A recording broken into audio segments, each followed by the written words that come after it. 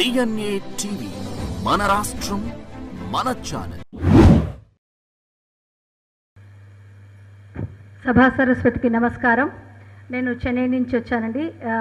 రాష్ట్ర తెలుగు సమాఖ్యలో నేను తమిళనాడుకి సెక్రటరీగా ఉన్నాను. ముఖ్యంగా తెలుగు భాష ఈ వెనక్కి వెళ్ళిపోతుంది, కిందికి దిగజారిపోతుందని చెప్పడానికి కారణం మన తల్లిదండ్రులే. మన దగ్గరే భాష అనేది సంస్కృతి సంప్రదాయం ఇంట్లో నుంచే మొదలవ్వాలి. సో ఇప్పుడు మా తమిళనాడులో చాలా తెలుగు పాఠశాలలు ఉన్నాయి. ఇప్పుడు సీతారామయ్య గారు చెప్పినట్టు హోసూరులో వాళ్ళు ఎదుర్కొంటున్న సమస్యలన్నీ వారు చెప్పేశారు. మా తెలుగు సంస్థలు ఇప్పటికీ అక్కడ ఉన్నాయి. తెలుగు సంస్థల కార్యక్రమాలు జరిగితే దాంట్లో అతిశయోక్తి ఏం లేదు. తెలుగు రాష్ట్రాల కంటే కూడా ఎక్కువ సంఖ్య తెలుగు వాళ్ళు హాజరవుతారండి. అందుకని మండలి బుద్ధప్రసాద్ గారు లాంటి వాళ్ళు వస్తే కూడా చెప్తారు, మీ దగ్గర నుంచి వచ్చినంత మంది తెలుగు రాష్ట్రాల సభలు అయితే కూడా రావట్లేదని చెప్తుంటారు. వారు 2015లో రాష్ట్ర తెలుగు సమాఖ్య స్థాపించడానికి వారు ఎంతో వెన్నుండి మమ్మల్ని ముందుకు నడిపిస్తున్నారు.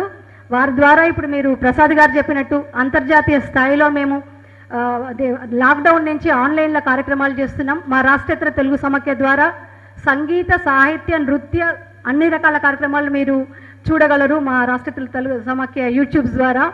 సో నేను అందరికీ చెప్పేది ఒకటే అండి, అందరూ సాహిత్యం గురించి మాట్లాడారు.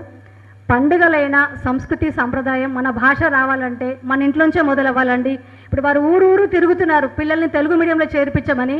తల్లిదండ్రులకు భయం, తెలుగు మీడియంలో చదివిస్తే ఏం ఉద్యోగాలు రావు అనేటువంటి భయం. కానీ ఆ తల్లిదండ్రులు ఎవరో కాదు కదండి, మనలోనే ఉన్నారు ఆ తల్లిదండ్రులు. మనకే మన పిల్లల్ని ఇంగ్లీష్ మీడియంలో చేర్పించాలని ఉన్నప్పుడు వాళ్ళకి తెలుగు ఎలా వస్తుందండి? దాని మీద ఆసక్తి ఉండాలి, తెలుగు భాష నేర్చుకోవాలని. అలాగే ఇప్పుడు రాష్ట్ర తెలుగు సమాఖ్య రాష్ట్రేతర ప్రాంతాల్లో తెలుగు వాళ్ళు నేర్చుకోవడం కోసం ఒక సిలబస్ తయారు చేస్తున్నారు. మునిరత్నం నాయుడు గారు దానికి ఇన్ఛార్జిగా ఉన్నారు. అంటే పిక్టోరికల్గా తయారు చేస్తే పిల్లలను ఆకర్షిస్తాయి, అంటే బొమ్మల రూపంలో తయారు చేస్తే భాష వాళ్ళకి దగ్గరవుతుందనే ఉద్దేశంతో వినూత్నంగా ఆలోచించి ఒక సిలబసే తయారు చేస్తుంది రాష్ట్రేతర తెలుగు సమాఖ్య. అందుకని మీ తెలుగు రాష్ట్రాల వాళ్ళు, యార్లగడ్డ లక్ష్మీప్రసాద్ గారు లాంటి వాళ్ళు, మండలి బుద్ధప్రసాద్ గారు లాంటి వాళ్ళు మాకు సహాయ సహకారాలు అందించి ఇతర రాష్ట్రాలు ఉన్న తెలుగు వాళ్ళని మాకు కష్టాలు లేకుండా చూడాల్సిన కోరుకుంటూ నమస్కారం తెలియజేస్తున్నాను. ఇంతటి సభను నిర్వహించినటువంటి గుత్తికోట సుబ్బారావు గారికి, జీవి పురుషంద్ గారికి, మండలి బుద్ధప్రసాద్ గారికి అందరికీ నా ధన్యవాదాలండి. నమస్కారం.